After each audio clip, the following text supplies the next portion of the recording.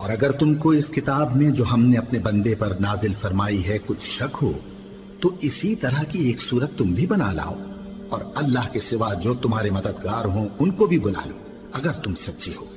پھر اگر ایسا نہ کر سکو اور ہرگز نہیں کر سکو گے تو اس آگ سے ڈرو جس کا ایندھن آدمی اور پتھر ہوں گے اور جو کافروں کے لیے تیار کی گئی ہے۔ اور جو لوگ ایمان لائے اور نیک عمل کرتے رہے ان کو خوشخبری سنا دو کہ ان کے لیے نعمت کے باغ ہیں جن کے نیچے نہریں بہہ رہی ہیں۔ جب انہیں ان میں سے کسی قسم کا میوہ کھانے کو دیا جائے گا تو کہیں گے یہ تو وہی ہے جو ہم کو پہلے دیا گیا تھا، اور ان کو ایک دوسرے کے ہم شکل میوے دیے جائیں گے، اور وہاں ان کے لیے پاک بیویاں ہوں گی اور وہ بہشتوں میں ہمیشہ رہیں گے۔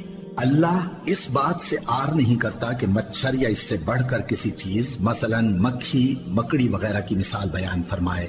اب جو مومن ہیں وہ یقین کرتے ہیں کہ وہ ان کے پروردگار کی طرف سے سچ ہے، اور جو کافر ہیں وہ کہتے ہیں کہ اس مثال سے اللہ کی مراد ہی کیا ہے۔ اس سے اللہ بہتوں کو گمراہ کرتا ہے اور بہتوں کو ہدایت بخشتا ہے، اور گمراہ بھی کرتا ہے تو نافرمانوں ہی کو، جو اللہ کے اقرار کو مضبوط کرنے کے بعد توڑ دیتے ہیں، اور جس چیز یعنی رشتہ قرابت کے جوڑے رکھنے کا اللہ نے حکم دیا ہے اس کو قطع کیے ڈالتے ہیں اور زمین میں خرابی کرتے ہیں۔ یہی لوگ نقصان اٹھانے والے ہیں۔ کافرو، تم اللہ سے کیوں کر منکر ہو سکتے ہو؟ جس حال میں کہ تم بے جان تھے تو اس نے تم کو جان بخشی، پھر وہی تم کو مارتا ہے، پھر وہی تم کو زندہ کرے گا، پھر تم اسی کی طرف لوٹائے جاؤ گے۔ وہی تو ہے جس نے سب چیزیں جو زمین میں ہیں تمہارے لیے پیدا کی، پھر آسمانوں کی طرف متوجہ ہوا تو ان کو ٹھیک ٹھیک 7 آسمان بنا دیا، اور وہ ہر چیز سے خبردار ہے۔ اور وہ وقت یاد کرنے کے قابل ہے جب تمہارے پروردگار نے فرشتوں سے فرمایا کہ میں زمین میں اپنا نائب بنانے والا ہوں۔ انہوں نے کہا، کیا تو اس میں ایسے شخص کو نائب بنانا چاہتا ہے جو خرابیاں کرے اور کچھ تو خون کرتا پھرے؟ اور ہم تیری تعریف کے ساتھ تسبیح و تقدیس کرتے رہتے ہیں۔ فرمایا، میں وہ باتیں جانتا ہوں جو تم نہیں جانتے۔ اور اس نے آدم کو سب چیزوں کے نام سکھائے، پھر ان کو فرشتوں کے سامنے کیا اور فرمایا کہ اگر سچے ہو تو مجھے ان کے نام بتاؤ۔ انہوں نے کہا، تو پاک ہے، جتنا علم تو نے ہمیں بخشا ہے اس کے سوا ہمیں کچھ معلوم نہیں، بے شک تو دانا ہے، حکمت والا ہے۔